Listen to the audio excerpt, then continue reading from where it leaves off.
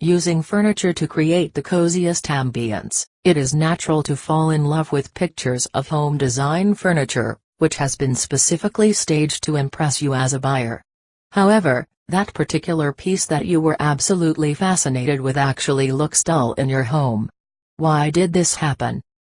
We are impressed by home design furniture that we see, but we do not actually have a specific plan of home our home should look at least in our heads.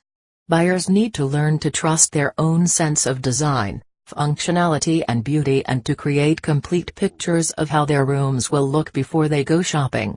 Use some practical advice to help you with this. Which style is right for me? You need to learn a little bit about the main styles that have emerged throughout the ages. Start with Rococo and Empire style and more on to later classics such as Queen Anne and Colonial. Consider more exotic options such as Coastal, Asian and Moroccan.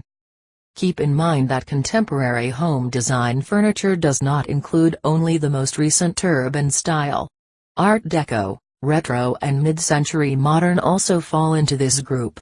In general, you need to be open to all sorts of ideas,